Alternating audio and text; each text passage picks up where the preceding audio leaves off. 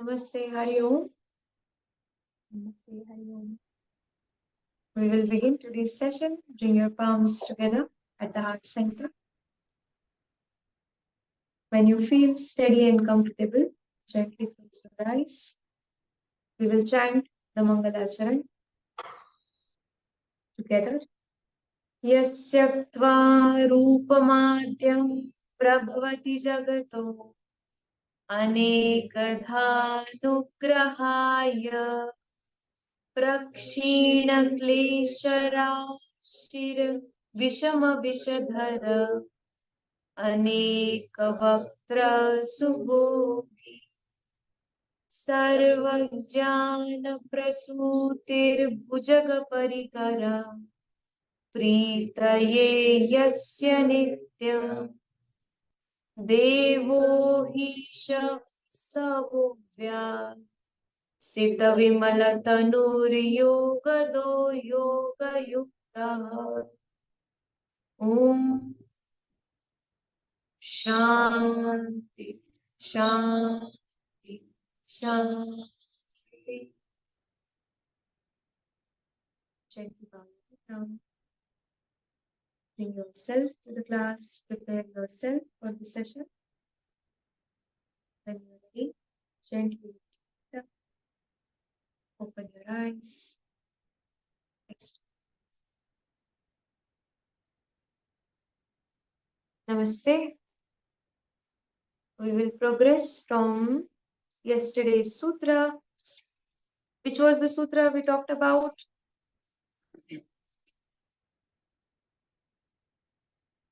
Vritti sarupyam itaratra. Vritti sarupyam itaratra.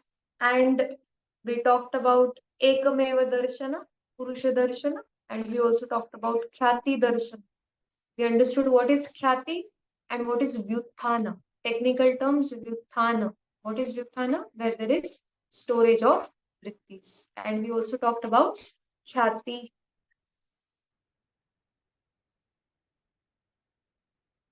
We had taken a drishtanta, meaning example, like there is subtle form of fire in the water.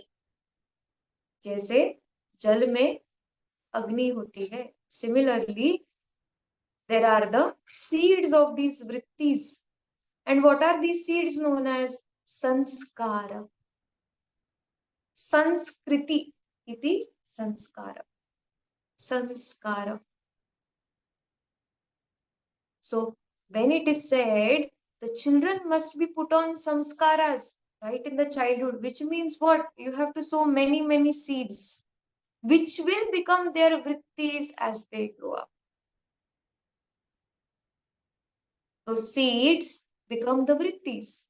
They are stored in the subtle mind and they are reflected as vrittis whenever they meet an incident which is conducive to that samskara. So samskara is another word, another technical term.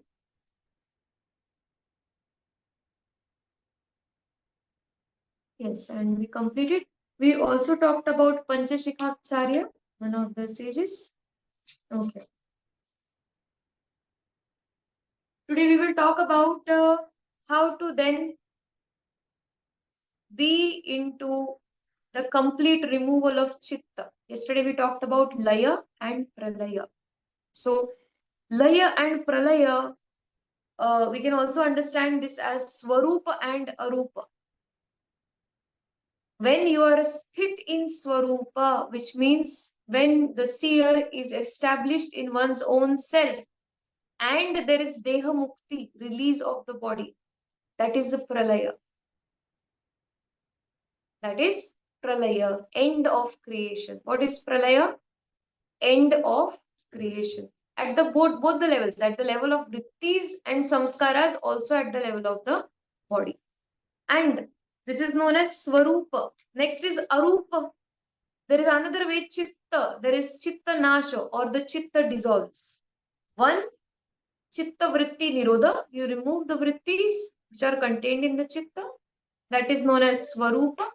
And second, arupa. Upon death also, what happens? There is nash of the chitta, but it is only laya, vanished. for some. Like the memory, even upon death, whatever we are doing right now, this is a very common question. We must have asked what happens after death. Whenever we met the first brush of death, maybe a pet died, somebody close to us, we said what happened after death. The vrittis continue. If there has been no liberation, the person is born with the same seeds as this one. The same vrittis continue. If these vrittis have been at the lower level, very low level, anger, a lot of violence, then accordingly the birth is there where that person is able to exhaust all of them. It can be animal birth. So arupa and swarupa nasha. Nasha. Swarupa is when there is pralaya. Arupa when only there is, in both the cases the chitta dissolves. But one is layatma, which means one has vanished. The other is pralayatma. It has returned to its original. Kriti, we said Kriti is creation. Prakriti, before creation. Pralaya, before vanishing. What was the original state? It has reached there.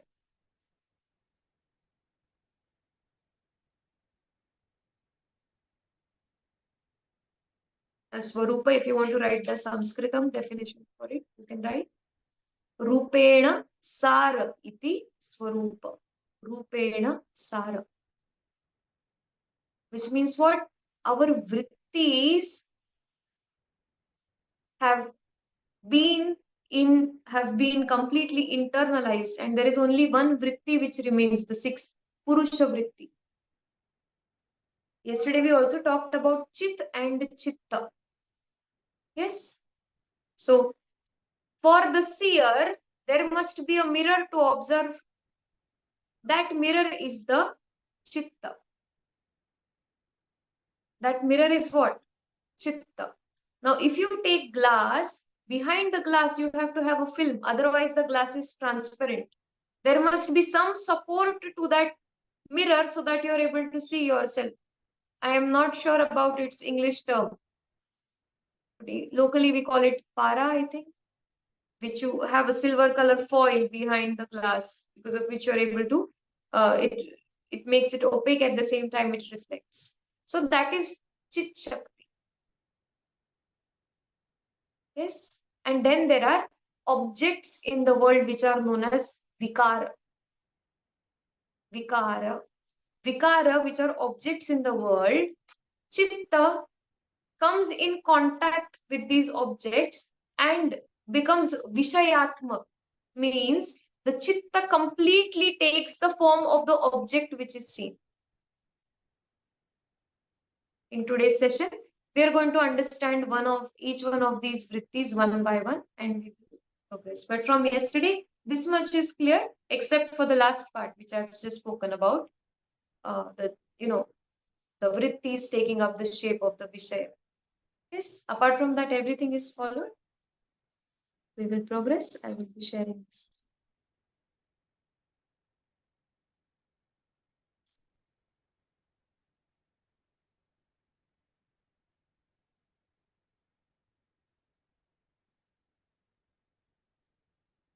We come to Sutra number 5. We will chant from the beginning.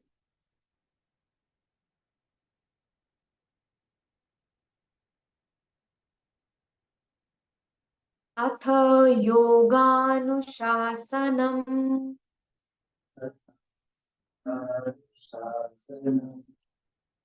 योगश्चित्तवृत्तिनिरोधः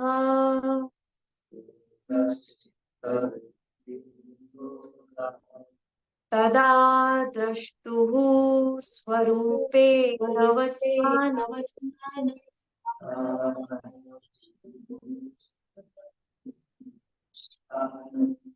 वृत्ति सारूप्यम् इतरत्र.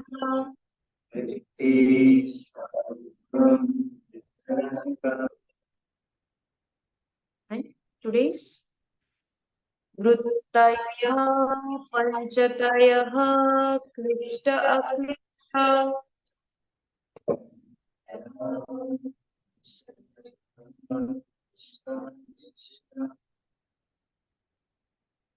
Am I audible? Yes, ma'am.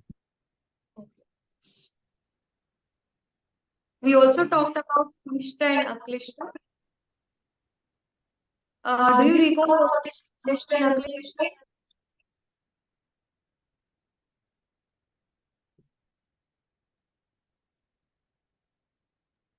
Ma'am, it's the type of vrittis that give birth to more vrittis.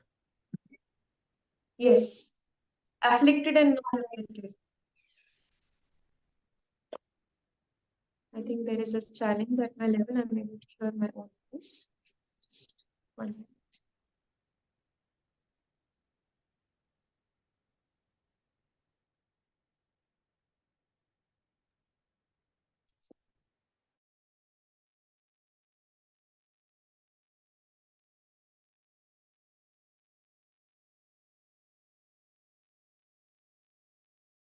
Five kinds of vrittis. Vrittayaha, Panchatayaha, Klishta, Klishta. Let's see what it has to say.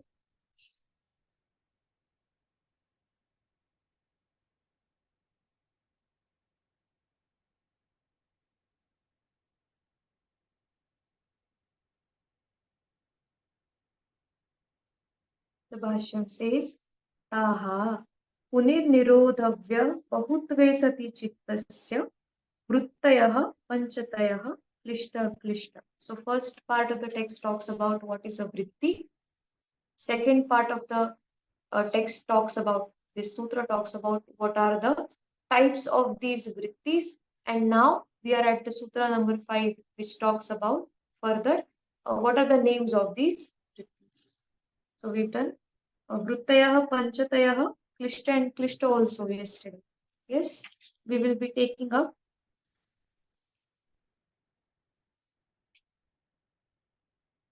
the next Sutra 6. Pramana Viparyaya Vikalpa Nidra Smrutayah.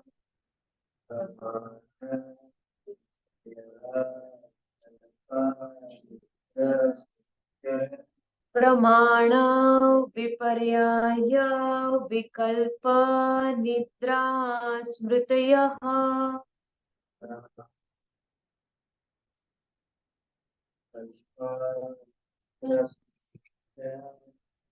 Is Pramana. The first vritti, it talks about 5 vrittis. What is the first vritti? Pramana. And in Pramana, we said it is the proof of knowledge. Now, this is the vritti which helps us decide, which is this Nishchayatmak vritti. It makes us decide. No other vritti will help us decide, but Pramana is the only vritti which helps us decide. So this is the most important vritti. From all the vrittis, we take this vritti as the highest pramana. So if you have a notepad or your sutra copy, just write next to pramana the visheshata or the speciality of this is that it helps us decide.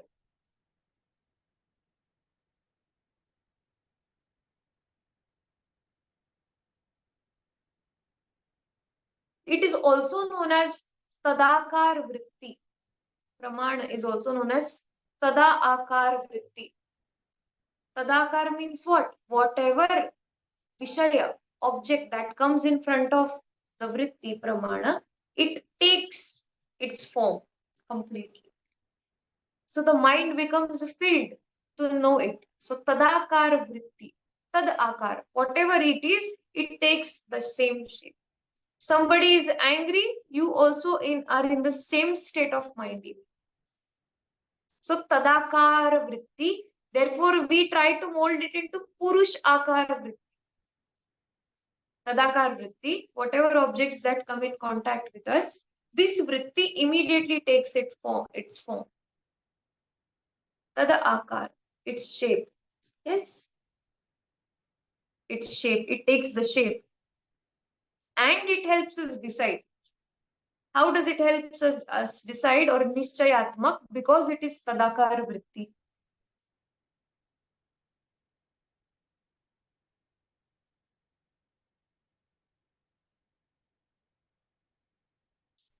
Pramana is the first time knowing of an object.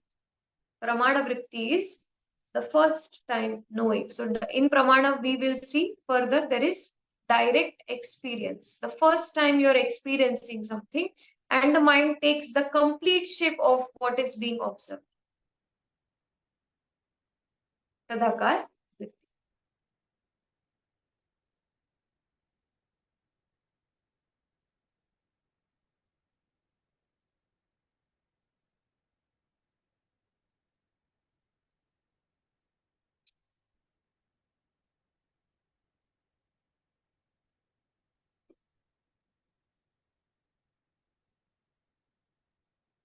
And out of these senses, the five senses, they usually have two vrittis, antakaran and bahyakaran.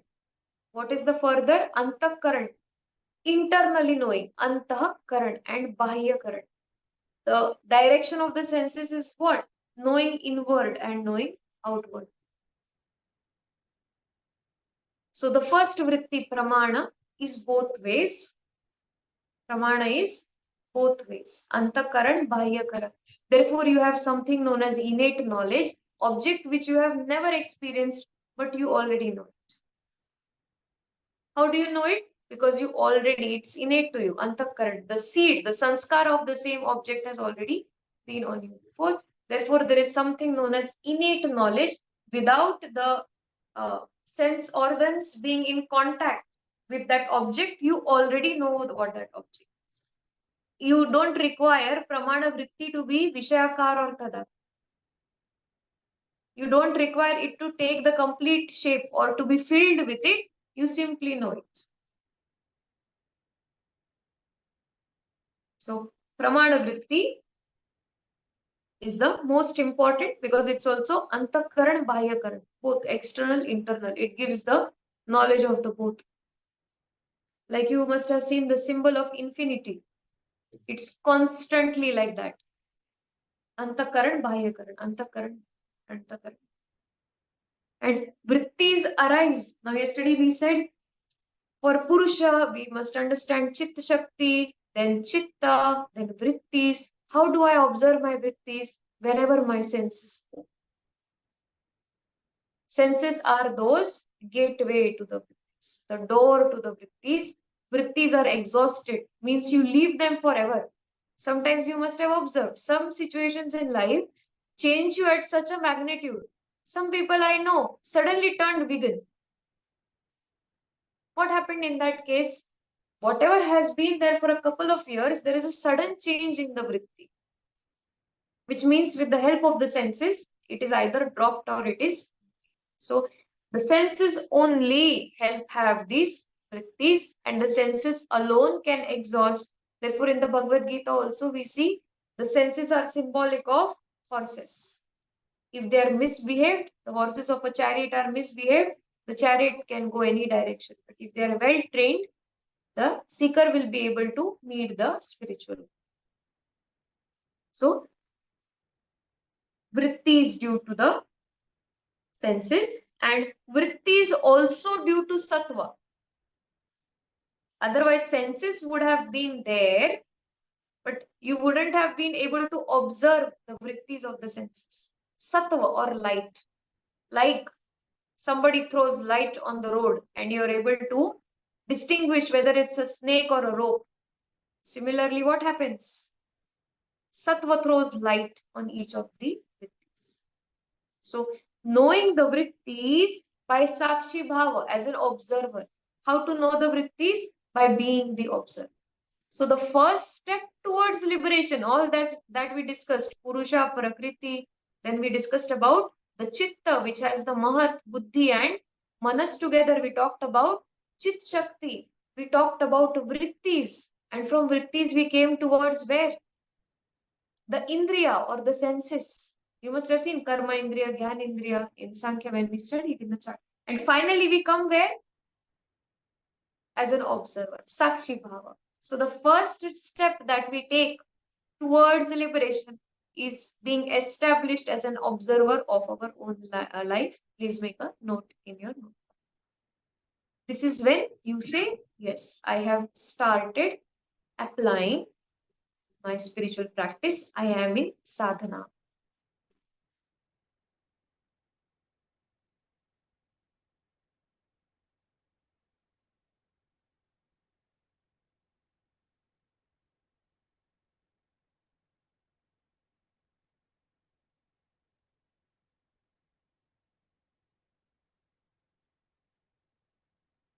Being an observer. That's the first step.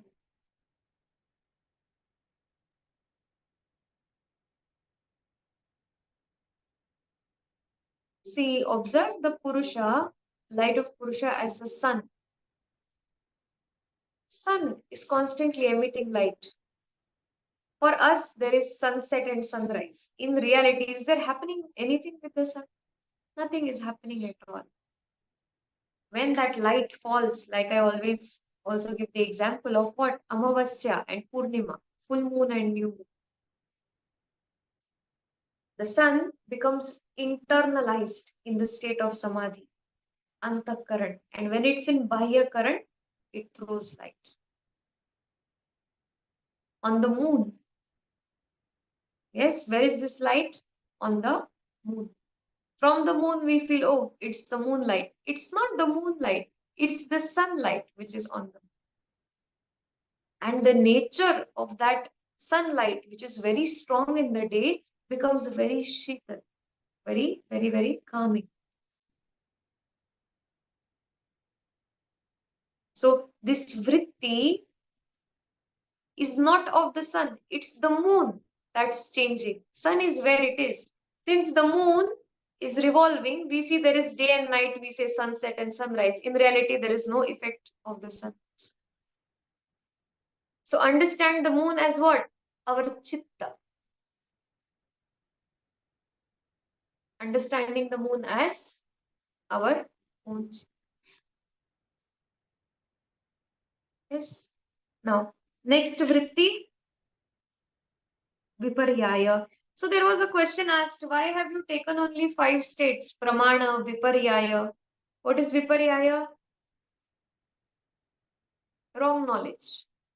Pramana is the knowledge of an object which is based on one direct experience. Means you see the smoke arising out of the hill and you say there is fire because you are able to see the smoke. And also the fire, both at the same time. You're observing and you see fire and smoke together. Next in Pramana is Anumana or inference, where you don't see the fire, you're only seeing the smoke. And you arrive at the conclusion that there is fire. And the third is verbal testimony. When you have words from a trusted source, you take that verbal testimony as a source of direct. So first vritti of the mind is pramana. In pramana, we have these 3. Pramana means proof of knowledge. Pramana, proof of knowledge. 3 proofs of knowledge: direct experience, inference, and verbal test. The next vritti after pramana, that means what we hold in our chitta, is viparyaya or false knowledge.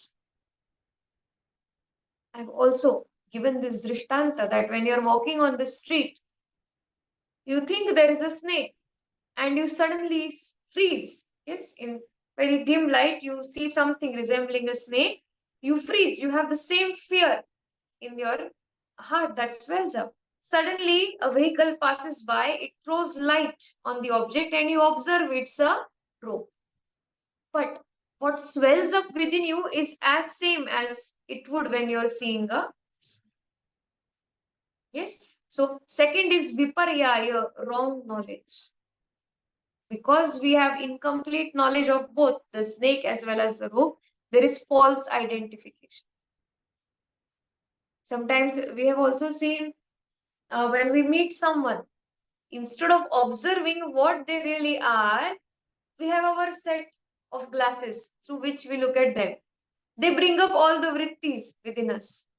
And when they are actually not able to fulfill those expectations, you say that person is not good at all. In reality, the person has nothing to do with what you're thinking and how you're seeing. The person is as it is. It is the failure on your part to observe the person as they are. Instead of observing as they are, you observe as you want them to be all the time. So this is viparyaya or wrong knowledge. After viparyaya, vikalpa. What is vikalpa? Imagination. Imagination. Most of the time is spent about worrying about the future. This will happen, that will, but none of that has happened. And when you actually get there, when you say 5 years later, I'm going to do this, you're doing absolutely something different 5 years, later. Perhaps that thought also does not exist. So this imagination is known as vikalpa. Then there is nidra or sleep. Nidra or sleep. Sushupta avastha, which we also say is closer to liberation, because we drop all the roles. When we sleep, what do? We drop all the roles, just that there is no awareness. So this sleep is used as yoga nidra by yogis. They train the mind as though it's going in slumber. They drop all the roles and they try to remain in that state, just adding awareness to it.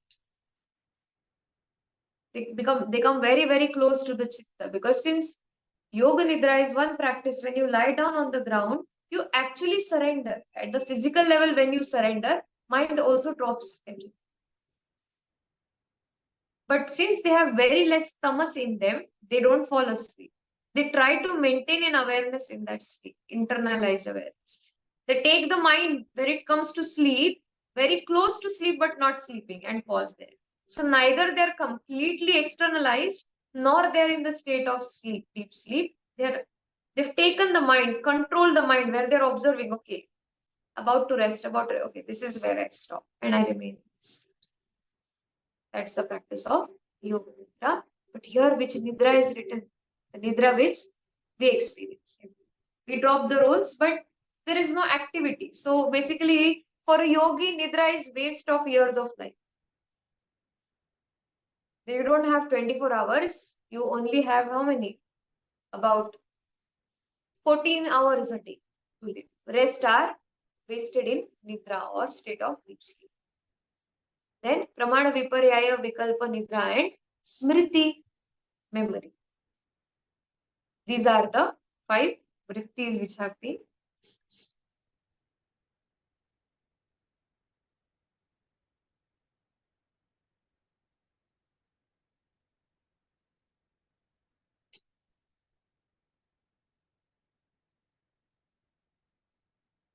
Now there is a question which I have made a note in my own sutra. Why the waking state and dreaming state is not included in these 5 vrittis?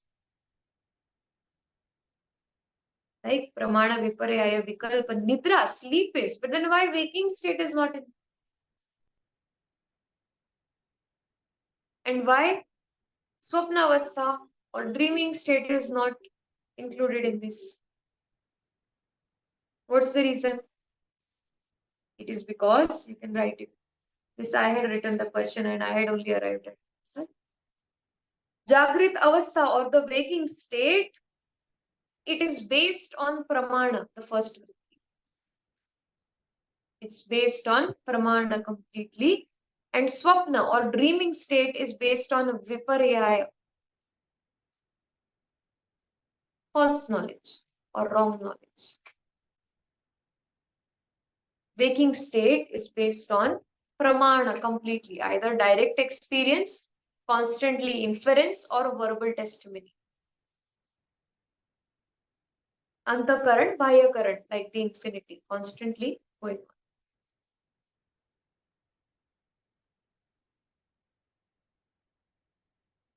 and swapna or dreaming state is based on viparyaya.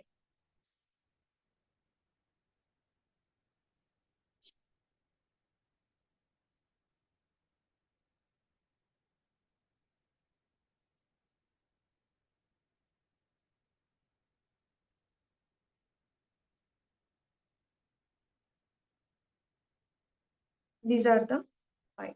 We will progress on to the 7th sutra.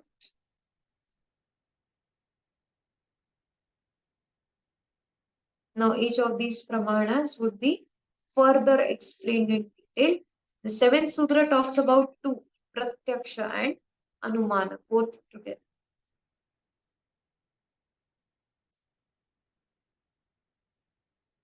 प्रत्यक्ष अनुमानगमाः प्रमाणानि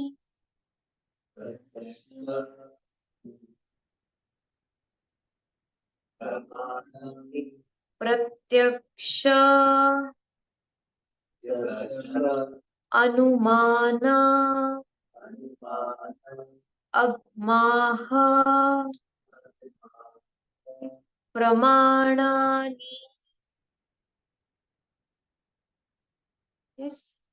Let's see what does this sutra say. It says, Indriya pranalikaya chittasya बाह्य वस्तु उपरागात चित्तद विषया सामान्य विशेषात्म no अर्थस्य विशेषावधारण प्रधाना वृत्तिः प्रत्यक्षं प्रमाणम्.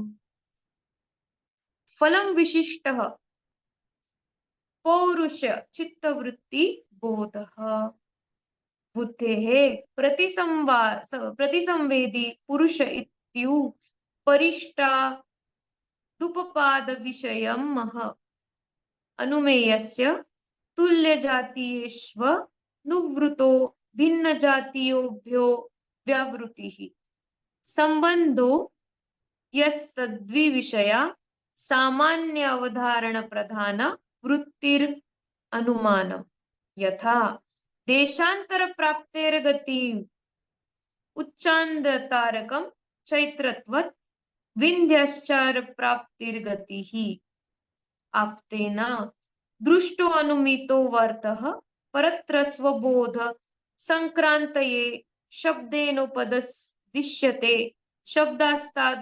शब्दास्तादार्थ विषया वृत्तिः श्रोतुरागमः यस्या श्रयेद्यार्थे वक्ताना दृष्टानुमितार्थः स आगमः प्लवते मूलवक्तरिः तृ दृष्टानुमितार्थे निर्विपल्वः स्यात्.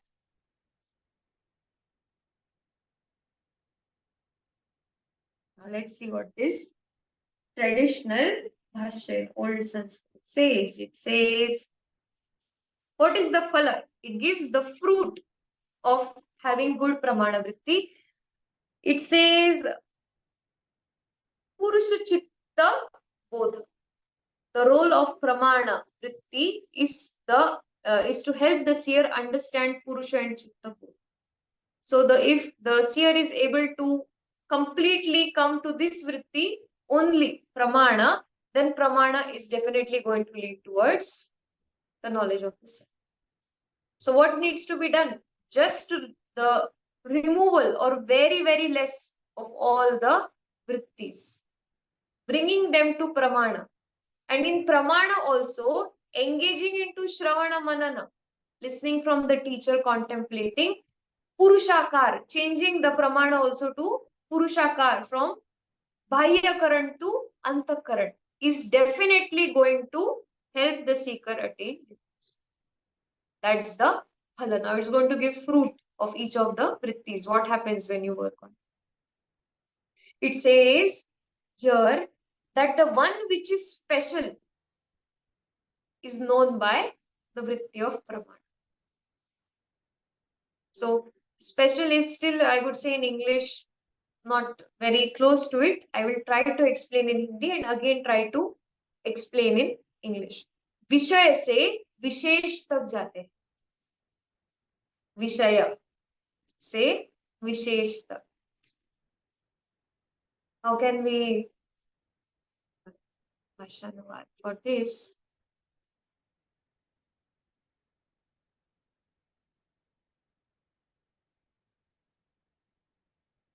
Ji, Emma Ji, are you able to understand what is Vishaya? Object. Different objects the mind comes in contact. So forget this for a while. Just understand from the objects, the seer is able to see that is beyond the objects. Just understand this as objects and above or beyond the objects. That's the phala of pramana vritti. विषय से विशेष तक ले जाना.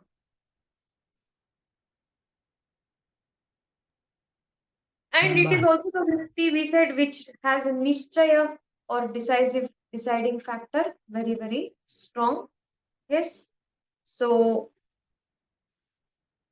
once you have only pramana left and you have the knowledge, the chitta does not accept any object outside.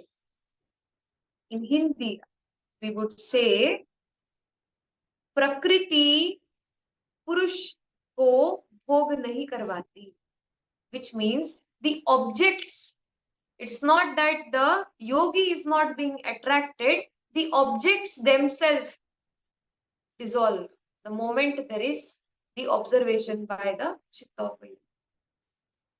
Unaffected state. How to understand this simply? Unaffected, even if it's good or bad. The knowledge about all the objects is already there. Therefore, if they are there or not there, it does not matter to the yogi anymore, because from the lower experiences, from lower proofs of knowledge, now the yogi has reached towards the higher stages of knowledge, knowledge which is innate. Vritti akar, which was external, the vrittis, Vishayakar, which the vritti was taking, Pramana vritti was taking the shape of the external object. Now, since it has been internalized, it is helping the seeker or the seer have innate knowledge, one which is already. So, the phala of this very vritti has been discussed. Now, you would ask, what is the difference between the first two, direct experience and inference? Yes, so if you want to make a note, you can make it. In the first, the vritti is the object which the yogi comes in contact with. In direct experience, what happens? The vritti takes the shape of the object. And in inference, the vritti takes the shape of the knowledge of that object. I will repeat this again. When it's direct experience, the vritti takes the shape of the object completely. And when it is inference or anumana, the vritti takes the shape of the knowledge you already have. Means it's no more dependent on the object. It just takes the shape. You again visit in inference what? I have seen it before. So that knowledge is there. You again visit that. This is pratyaksha and anumana pramana.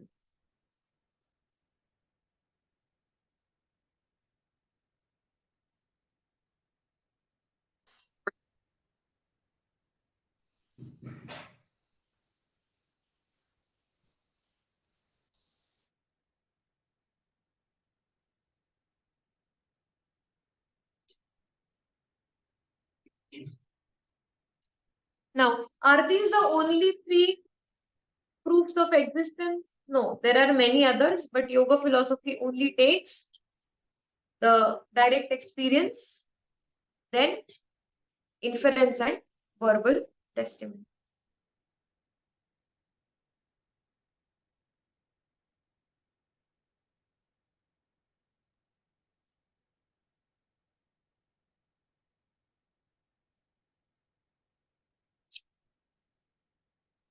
We will be pausing here today.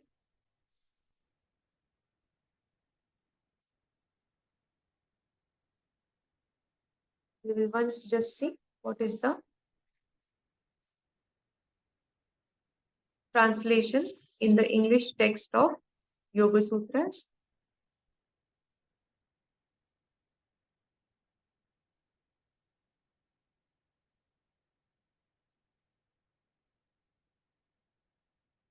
Sutra 1.7 talks about the same. Perception, inference, and scriptural authority are the valid proofs.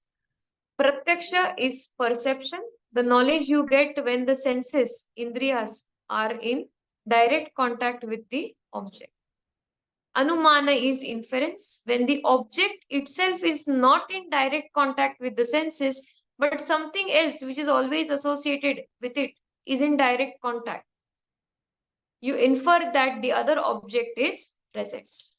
Example, you see smoke in the mountain and you infer that there is a fire in the mountain because you have always seen the coexistence or vyapti of smoke and fire as seen in the kitchen too. Agama is verbal testimony or scriptural authority. You hear from an intimate person, apta, or your teacher that there is a snake in the room. You believe him and avoid going there.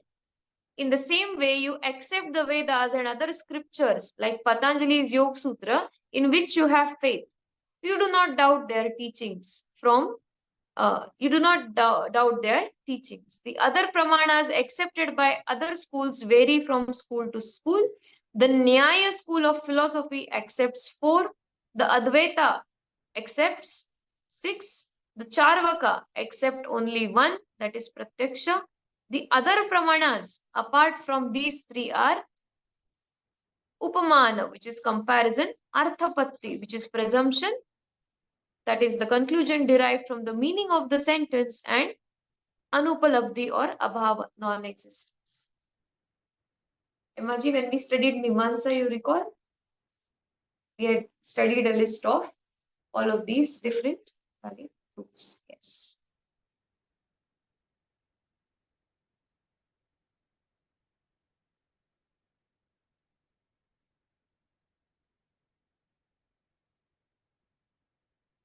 Yes, so we have completed till 1.7 this week. If you have any questions, you can ask.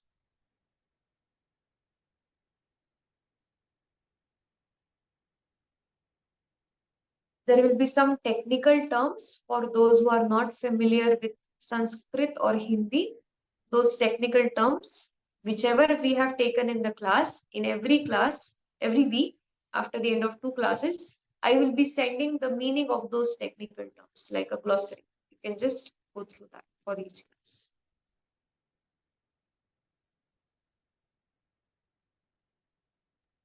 Then I have a question. The Vishay se Vishesh tak. Is Vishay, the word Vishay, is that part of, is it a 2-part word? Like Vikara Shaya. Vikara Shaya.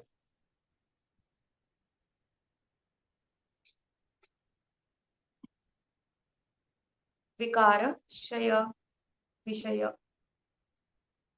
Vikara Shayati means what? Akar is there, has taken the shape. The vritti has taken the shape.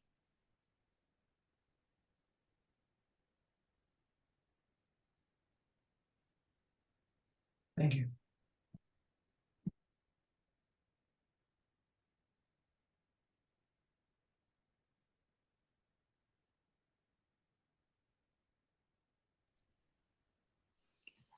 Bhagishri ji, I have one question.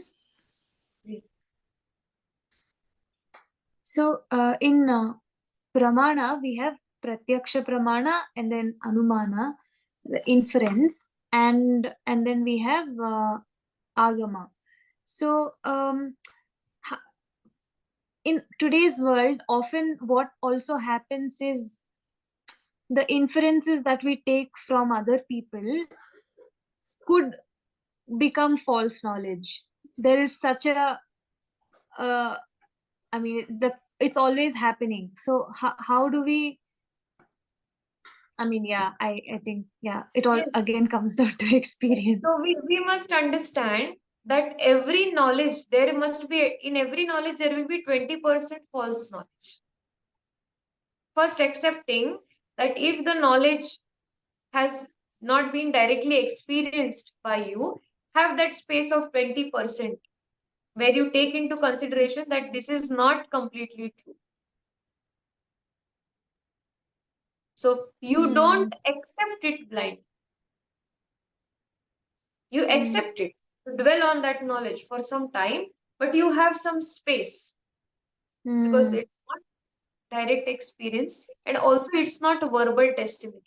And if you're depending, the knowledge is dependent on verbal testimony, then that person must be neutral. Either that person must be neutral, or the person must be expert, or the person must be your guru. Either neutral to your life, or must be the expert in that subject, or must be your guru. Only in these three cases you take it to be 100% true. Or you don't have a doubt, you just don't keep a doubt for it. So verbal testimony, only these three are the valid. Aptavachan or guru would also mean the scripture, same. Just be noted. Earlier there was oral tradition, like all of us are listening in the class, would listen, contemplate, chant, memorize, share it with students. And how they would share? When, imagine the teacher is in the bhava, is in the state of samadhi, is meeting samadhi and sharing with the student, so that knowledge has a lot of energy. Verbal to verbal transmission, the vibration is also exchanged. But later there was the thing of writing. Yes, so we take both verbal testimony as well as the scriptures to be the Aptavachana, Guru's Vachana. All three are same.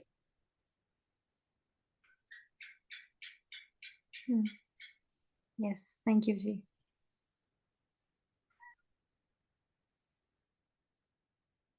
Anybody who feels it's very heavy, please let me know.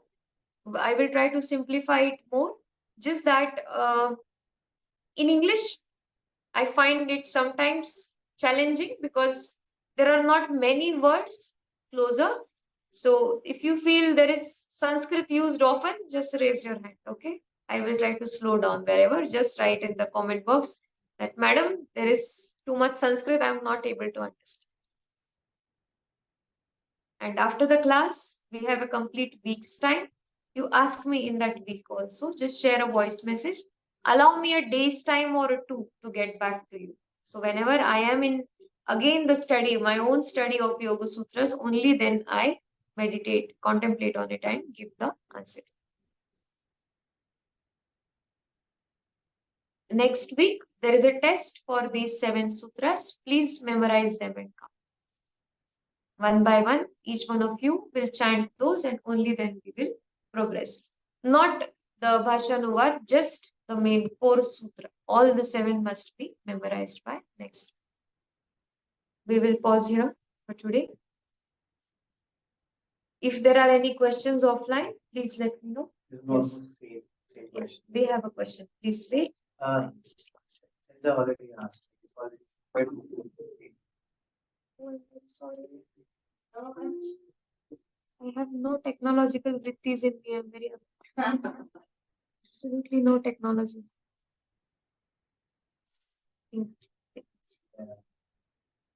Like Shaja already asked the same question. How to get what's wrong in this? How to be know which is how to switch from that knowledge. Actually, even the media, the problem right now is false knowledge. It's the age of false knowledge, illusion, as you call it. What the people want you to see, that is speech. So first, limit what topics you want to have knowledge on. That's one way. In those topics, limit the people you want to listen. Yes, so the lesser people around you whom you listen to actually, then the lesser chance of you making mistakes.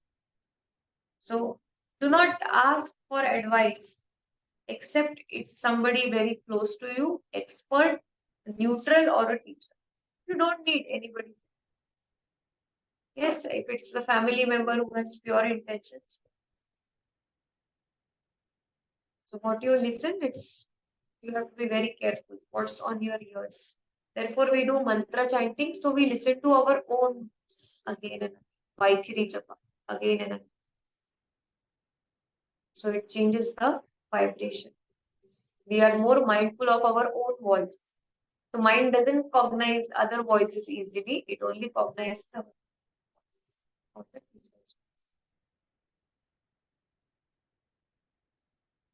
Yes, Emma-ji, question? Yeah. The dream state is not based. So, Yes, two things happen in dream. Either it's smriti or it's vikalpa. Either it's memory or it's vikalpa.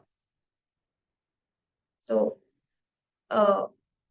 you would still say that it is imagination, the dreaming state, as per yoga. As per Vedanta, dreaming and waking are the same states. But since we are studying the yoga philosophy, I cannot add Vedanta here. Whenever we study one philosophy, we try to take our mind according. So Vedanta says, dreaming, what you experience in dream is just the same what you're experiencing in real life. Because when you go to sleep, you rise from a dream, you have the same strong emotion. You say, I experienced it, I felt it.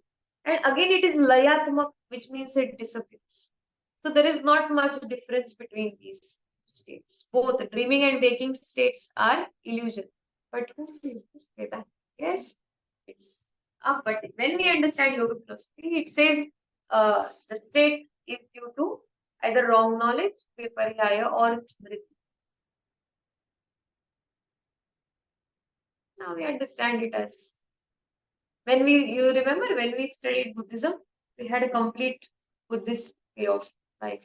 So from yoga, then if you all study further, then there would be a course on Upanishads, 6 months of Upanishads. So whenever we finish yoga philosophy, then I would either take Nyaya, which is logical reasoning and debate. There used to be a lot of debates, Tarka Sangraha and Tarka Shastra.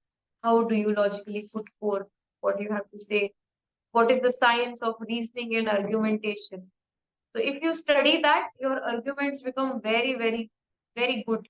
Means you can logically put forth what you have to say. Because philosophy says does not only matter what you say, but how you say and when you say, and the intention is not to win, but the intention is to increase the sattva or knowledge in the other persons. So our words must be such, even if it is an argument we win, other person must not feel defeated, the other person must be gifted by your knowledge. That is either depending on how we have fared in Yoga Sutras, either I will be taking Nyaya Vaisheshika both together. Nyaya Sutras, it goes on for 4.5 months to 6 months, and then we will look at Upanishads. And if there are any seekers of Vedanta, especially who are able to stay not only first 2-3 months, but after finishing Yoga Sutras and Nyaya Vaisheshika, and we talked about Upanishad, which takes about 2 years. If I feel there is a seeker who's been consistent, then I start Vedanta Paribhasha for at least 2 more years. Might even send you to Kashi or take you with me to Kashi. Kashi is Varanasi. Have advanced studies in it. And then we finally, after we've studied all the philosophies, we conclude it with Bhagavad Gita. Then we will, in Bhagavad Gita, you will say, oh ma'am, we studied this in this philosophy. I've studied this. So Bhagavad Gita is like the honey, which is the nectar of all these scriptures. So as a seeker, if you're looking to study long term, at least 3 to 4 years. But then these 3 to 4 years change you in such a way that you're undefeatable. I would just say you're undefeatable in any way, and you can after Yoga Sutras itself, you can start teaching yoga philosophy. After this 1 year itself, you will have that enough confidence that I can talk anything about any sutra because I have memorized. By the time we end the course, you'll have the entire text memorized. All the sutras. That is my intention for us. We will conclude today's session. Bring your palms together. We will chant the mantra Purnamada. Om Purnamada Purnamida Purna Dachyate Purnasya Purnamadaya Purnameva Vasishyate Om Shanti Shanti Shanti. Thank you, God. Feel grateful for this inspiration. Thanks, Sage Patanjali. Seek his blessings. And for your gurus, church. Ready? Gently down. Open your eyes. Down first towards the